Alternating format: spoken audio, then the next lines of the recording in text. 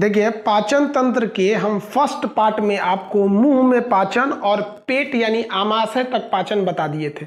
जो मुंह में पाचन की क्रिया होती है उस जो पाचन होता है उसे हम बोलस कहते हैं, ये हम आपको समझा दिए थे। अब हम आपको उसके नीचे तक भी समझा दिए थे कि जब ये पाचन की क्रिया पेट तक पहुंच जाती है तो इसे हम क्या कहते हैं, काइम कहते हैं। यहाँ तक तो समझा दिए थे।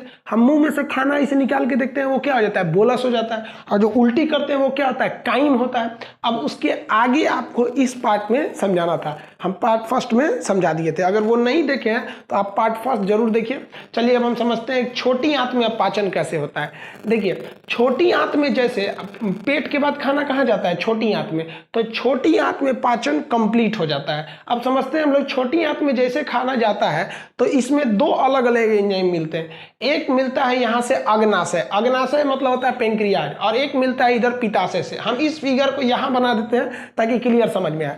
पेट में से काइम जैसे पहुंचेगा छोटी आंत में, इधर से अग्नाशय निकालेगा। अब ध्यान से देखिए, अग्नाशय की एक खासियत होती है, यही भोजन को पूरी तरह पचाता है। अब आपको ये पूरी तरह अग्नाशय पचाता है, देखिए पूरी तरह पचाने के लिए एंजाइम जो छोड़ता है वो अग्नाशय छोड़ता है। ध्यान दीजिए, मुंह में केवल पाचन स्टार्च, स्टार्च एक प्रकार का कार्बोहाइड्रेट था, उसका पाचन हुआ और किसी चीज का नहीं। पेट में केवल और केवल प्रोटीन का पाचन हुआ और किसी चीज का नहीं। जबकि हम लोग खाना तो हर चीज खाते हैं, तो पूरी तरह पचाने के लिए अग्नाशय यानी पेंक्रियाज एंजाइम छोड़ता है। यह एक ग्रंथि होती है, ग्रंथि चैप्टर में समझाएंगे कि ग्रंथि क्या होती है। यह पूर्ण पाचक एंजाइम छोड़ता है। पूर्ण पाचक मतलब इसमें जो एंजाइम होता है वो कार्बोहाइड्रेट को भी पचा सकता है, वो फैट को भी पचा सकता है, साथ साथ वह प्रोटीन को भी पचा सकता है। तो इससे तीन प्रकार के एंजाइम निकलते हैं, जिसको शॉर्टकट में याद रखिएगा, लेट, LAT, लेट। अब समझते हैं हम लोग, ध्यान से देखिए, यहाँ पे L से होगा लाइपेज, शॉर्टकट याद रखिएगा, लाइपेज मतलब लासा, लासा याद रखिएगा, लासा चिपचिपा होता है, तो ल से लाइपेज, लासा होता है चिपचिपा, तो ये चिपचिपा पदार्थ को पचाएगा। चिपचिपा में कौन होगा, फैट, फैट मतलब वसा, वसा मतलब चर्बी को पचाता है, उसी को कहते हैं लिपिड। जितना भी आप ऑयली चीज खाते हैं ना सब लिपिड होता है, तो उसको कौन पचाएगा, हमारा लाइपेज पचाएगा। याद रखिएगा, लाइपेज उसको पचाने का काम करता है। लाइपेज समझ में आ गया। अब समझते हैं ए से एमाइलेज, ए से होता है एमाइलेज। देखिए, एमाइलेज जो होता है ना, स्टार्च यानी मंड का पाचन करता है। अब आप कहिएगा कि सर स्टार्च का पाचन तो मुंह में हो गया था। देखिए, हम लोग बहुत जल्दी से खाना घोट लेते हैं, वैसा स्टार्च यानी वैसा चोकर यानी मंड जो मुंह में नहीं पच पाया था लार में, अब वो आके कहाँ पचेगा, एमाइलेज द्वारा पच जाएगा। देखिए, जानवर जो होते हैं, जानवरों में ये एमाइलेज कम होता है, इसलिए जानवर क्या करते हैं, मुंह में ही खाने को पचाते हैं। आप देखिएगा, जानवर गाय भैंस खा लेंगे खाना, फिर खाना को निकाल के मुंह में ऐसे जुगाली करते रहते हैं, कौरी करते हैं सर, ताकि उसमें एमाइलेज मिल जाए, स्टार्च को वो पाचन कर सके। तो ये हो गया हमारा एमाइलेज, ये किसको पचाता है, स्टार्च को। अब ये स्टार्च किसका रूप है, तो कार्बोहाइड्रेट का। हम आपको पढ़ाएंगे कार्बोहाइड्रेट के कई फॉर्म होते हैं, उसी में का एक रूप है आपका स्टार्च। अब आगे समझते हैं लोग ट्रिप्सिन। ट्रिप्सिन क्या करता है, ये भी प्रोटीन का पाचन करता है। प्रोटीन का पाचन करेगा। अब याद कीजिए, प्रोटीन तो पेट में पहुंचा था, पेट में था पेप्सिन, पेप्सिन प्रोटीन को क्या बना दिया था, पेप्टोन। तो ये जो प्रोटीन है वो प्रोटीन तो रहा नहीं, वो क्या बन चुका है, पेप्टोन बन चुका है। हम पार्ट 1 में पढ़ा दिए हैं। अब ये जो ट्रिप्सिन होता है ये पेप्टोन को पेप्टाइड में बदल देता है। याद रखिएगा, ये कई बार क्वेश्चन पूछता है। तो अब आप देखिए, प्रोटीन को पचा दिया, स्टार्च कार्बोहाइड्रेट का रूप है उसको पचा दिया, फैट यानी वसा को पचा दिया, लिपिड किसको कहते हैं, ऑयली पदार्थ को, उसको पचा दिया। तो भोजन के यही 3 अंग होते हैं मुख्य रूप से। ये तीनों अंगों को पचाने वाले एंजाइम को अकेले छोड़ता है अग्नाशय यानी पेंक्रियाज, इसी कारण इसे पूर्ण पाचक एंजाइम कहा जाता है। ये समझ में आ गया।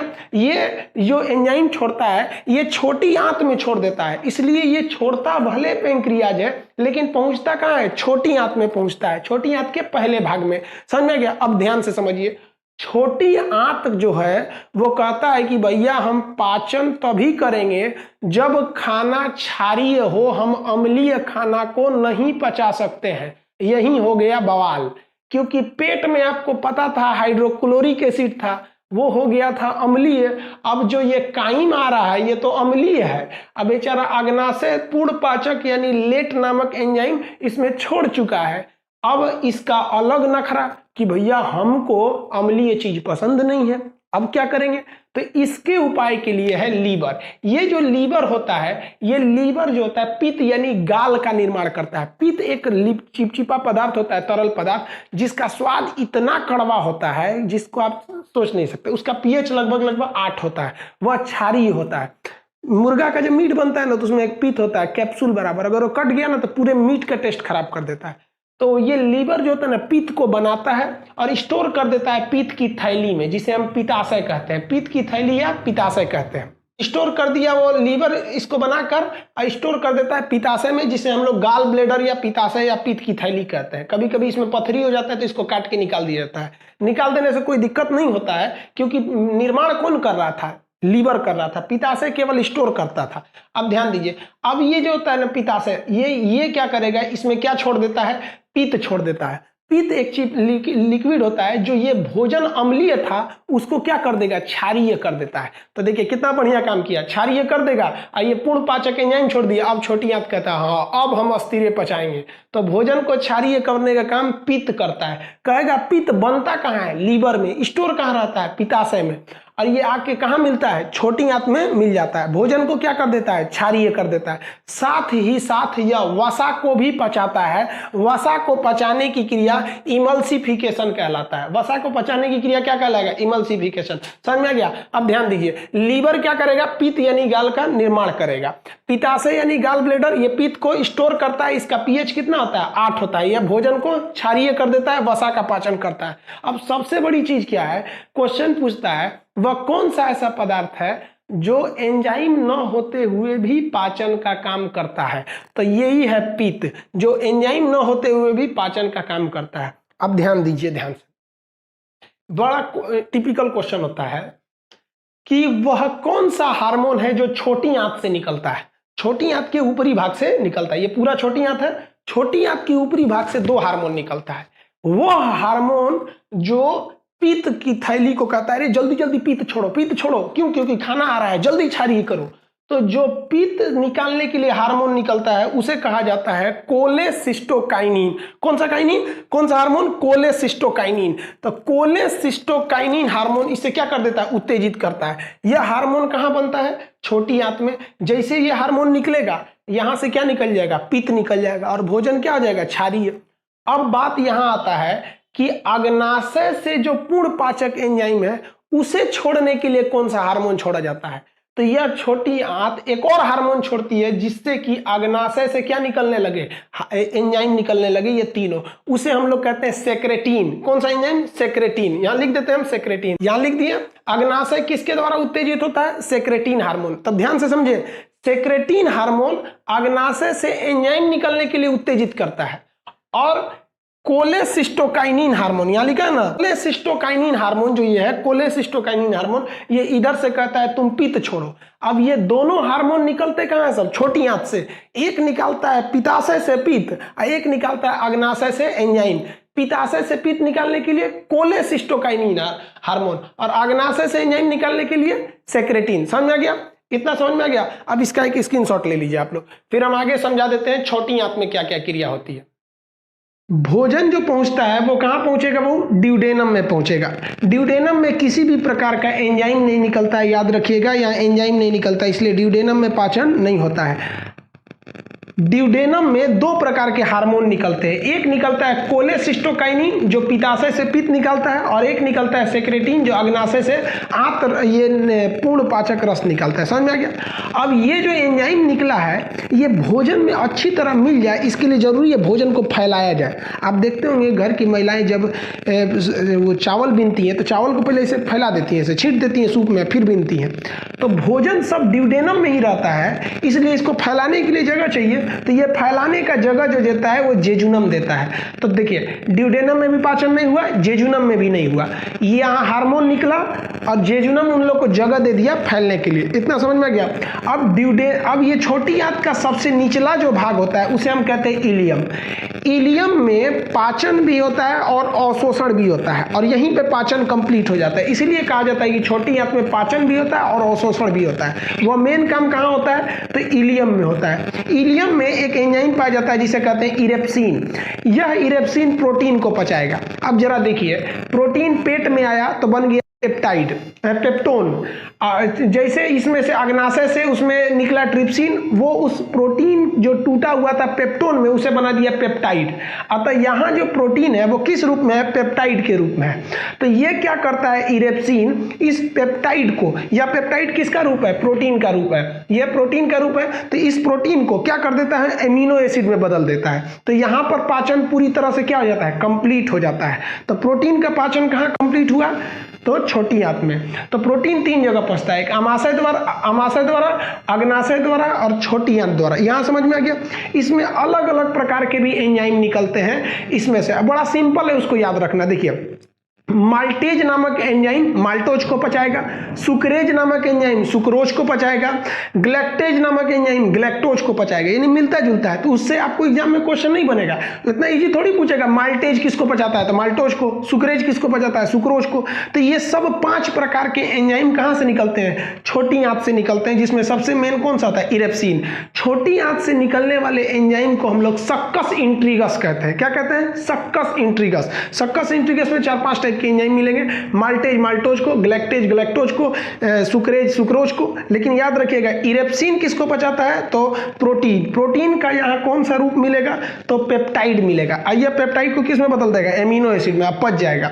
अब इस छोटी आंत जो होता है इलियम, इस इलियम में एक उंगली नुमा संरचना पाई जाती है, जिसे हम लोग विलाई कहते हैं। विली कहिए या विलाई कहिए। वो क्या करता है? अवशोषण का काम करता है। तो मेनली भोजन का जो अवशोषण, एब्जॉर्प्शन होता है, वो इलियम में होता है, और इलियम में कौन करता है? उसे विलाई करता है। यहां भोजन का अवशोषण हो गया। कहेगा कि पाचन कंप्लीट कहां हो जाता है? तो छोटी आंत में। यहां पाचन प्लस अवशोषण दोनों होता है। छोटी आंत के कितने भाग? 3 भाग। क्या ड्यूडेनम में पाचन होगा? नहीं, क्योंकि इसमें एंजाइम नहीं निकलते हैं, 2 हार्मोन निकलते हैं। जेजुनम क्या करता है? उन खाना को इसे जगह देता है ताकि फैल जाए, अच्छे से पाचन हो सके। समझ में गया? अभी भी जल का अवशोषण नहीं हुआ है। पाचन हो चुका है, भोजन का पाचन हो गया, एब्जॉर्प्शन हो गया, केवल जल बच गया। अब वो जल कहां जाएगा? बड़ी आंत में जाएगा अवशोषित होने के लिए। अब छोटी आंत समझ में आ गया? यही पाचन का मेन काम करता है छोटी आंत। इसलिए इस छोटी आंत को देहात के लोग कहते हैं कि भैया यही ना पचाया है, तो देहात के लोग इसको पचौनी कहते हैं। तो पचौनी नहीं है, वो इंटेस्टाइन है, छोटी आंत है। समझ में आ गया आप लोग को? ये छोटी आंत का आप स्क्रीनशॉट लीजिए, फिर आपको बड़ी आंत बताते हैं, जहां पर क्या चीज होता है? पाचन की क्रिया, जल का अवशोषण हो जाता है। देखिए, आपको हम छोटी आंत तक बता दिए। छोटी आंत में भोजन पूरी तरह से पच गया, अब भोजन में बच गया केवल जल। तो अब यहाँ से भोजन जो जाएगा वो बड़ी आंत में जाएगा। बड़ी आंत का ये गोल वाला भाग सीकम कहलाता है। इससे एक नीचे एक अवशेषी अंग लटका होता है, जिसे हम कहते हैं अपेंडिस। अपेंडिस शरीर में होता है किंतु काम नहीं करता है, ऐसे अंगों को हम अवशेषी अंग कहते हैं। ये घास भूस पचाने के काम में आता है। ये जानवरों में बहुत बड़ा पाया जाता है। पहले हम लोग भी जानवर की तरह घास भूस खाते थे, इसलिए हम लोग में ये था, किंतु अब ये अवशेषी अंग हो गया है। अब देखिए, बड़ी आंत को हम लोग टेक्निकल भाषा में हम कोलोन कहते हैं। बड़ी आंत का मेन काम क्या होता है? जल का अवशोषण करना। डायरिया में बड़ी आंत खराब हो जाता है, जल अवशोषित नहीं करता, इसलिए लेट्रिन पानी की तरह होने लगता है। तो ये जल को अवशोषित करता है, एब्जॉर्ब करता है। समझ में आ गया? इसको टेक्निकल नाम क्या होता है? कोलोन। टेक्निकल नाम में इसे क्या कहते हैं? कोलोन। देखिए, जल का अवशोषण करता है, निचला भाग सीकम कहलाता है, अपेंडिस एक अवशेषी अंग है। बड़ी आंत के भाग को क्या कहते हैं? कोलोन कहते हैं। 4 प्रकार के कोलोन मिलेंगे। देखिए, ये ऊपर की ओर जा रहा है तो इसे कहते हैं एसेंडिंग कोलोन। तो ये ऊपर की ओर एसेंडिंग कोलोन। ये सीधा हो गया, सीधा को क्या कहते हैं? क्षैतिज या ट्रांसवर्स। तो ये हो गया एसेंडिंग कोलोन, ये हो गया ट्रांसवर्स कोलोन, और ये नीचे उतर रहा है तो ये हो गया डिसेंडिंग कोलोन। तो देखिए, बड़ी आंत का टेक्निकल नाम कोलोन। ऊपर गया तो एसेंडिंग कोलोन, इधर गया तो ट्रांसवर्स कोलोन, नीचे उतरा तो डिसेंडिंग कोलोन। अब बताइए, ये तो एकदम टुकड़ा है, तो लाइन के टुकड़ा को लाइन सेगमेंट, तो कोलोन के टुकड़ा को सेगमेंट, कोलोन का सेगमेंट, तो इसे कहते हैं सेगमोइड कोलोन। सेगमेंट मतलब टुकड़ा, तो सेगमोइड कोलोन, ये हो गया सेगमोइड कोलोन। इसी सब में क्या होता है भाई? जल का क्या कर दिया जाता है? अवशोषण कर दिया जाता है। समझ में आ गया आप लोग को? किसी को कोई दिक्कत नहीं? अब ये नीचे का हिस्सा होता है, इसे हम लोग कहते हैं रेक्टम। ये निचला भाग जो हो गया, ये हो गया आपका रेक्टम हो गया, इसे हम लोग कहते हैं रेक्टम। अगर एक तरह से इसको लिखें तो 5वां भाग हो जाएगा आपका रेक्टम। रेक्टम को कहते हैं मलाशय। मलाशय क्या होता है? इसी में भोजन जाके जो पूरी तरह से भोजन को पचा लिया गया है, उसको हम लोग कहते हैं काइल। तो यहाँ पे क्या पहुंचेगा? काइल पहुंचेगा। काइल, काइल जो होता है वही लेट्रिन का रूप होता है। तो मुंह में हुआ तो बोलस बना, पेट से निकला तो क्या बना काइम, और आंत से निकला तो बन गया काइल। तो यही काइल मलाशय में क्या रहता है, स्टोर रहता है, समझ गया। इसी में बिलिरुबिन नाम का एक लिक्विड मिल जाता है, वह बिलिरुबिन को लीवर मिला बनाया रहता है, वही भोजन में मिला देता है। बिलिरुबिन के कारण लेट्रिन का रंग पीला हो जाता है, और लेट्रिन कहाँ जमा रहता है, ये रेक्टम में जमा रहता है, मलाशय में, और ये एनस यानी गुदा के रास्ते बाहर चला जाता है।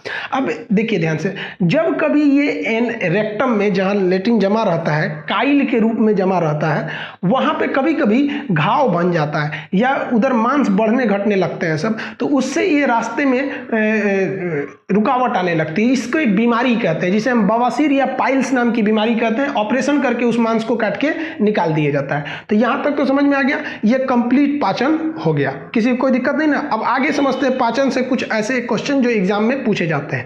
तो आपको बड़ी आंत समझ में आ गया। बड़ी आंत का सिंपल सी बात भाई, ये जल का केवल अवशोषण करता है, पाचन नहीं करता है। इसको टेक्निकली भाषा में कोलोन कहते हैं, ascending colon, transverse colon, descending colon, sigmoid colon. नीचे उतरा तो रेक्टम, रेक्टम से बाहर चला गया तो आपको ये हो गया आपका एनस। इतना समझ में आ गया। इसका आप एक स्क्रीनशॉट लीजिए, फिर आगे हम जो एग्जाम में क्वेश्चन पूछते हैं उसको बताते हैं।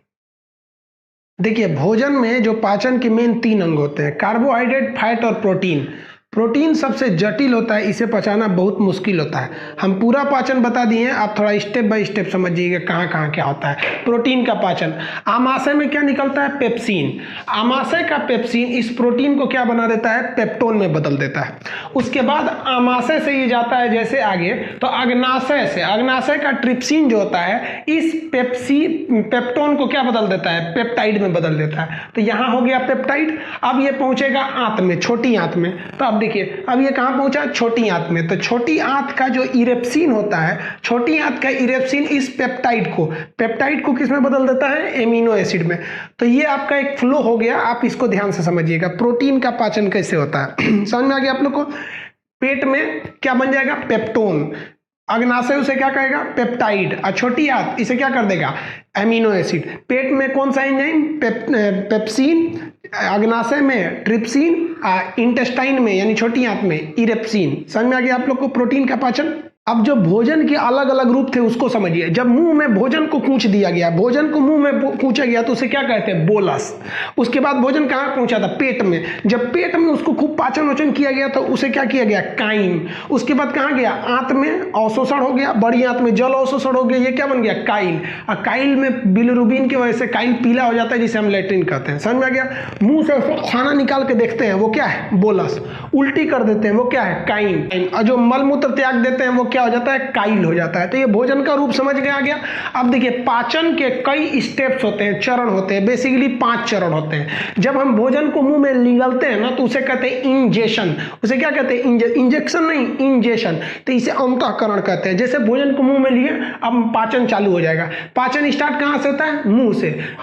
खत्म कहाँ हो जाता है, आपका छोटी आंत में। सबसे देर तक भोजन कहाँ रहता है, पेट में। मुंह में लेने की क्रिया क्या कहा गया, इंजेशन। उसके बाद पाचन चालू हो जाएगा। पाचन पूरा करेंगे लोग तो पाचन पूरा कंप्लीट कहां हो जाता है, छोटी आंत तक। छोटी आंत में पाचन के बाद क्या होगा, एब्जॉर्प्शन होगा, उसका अवशोषण होगा, सोख लिया जाएगा।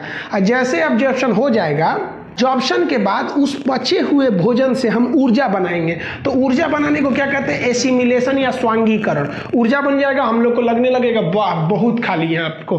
अब वही जब अब पूरा पचा हुआ भोजन रेक्टम मलाशय में स्टोर रहता है, उसे बाहर निकाल देना क्या कहलाता है, डिफेक्शन। मलमूत्र त्याग दीजिए। तो पाचन के कितने स्टेप हो गए, 5।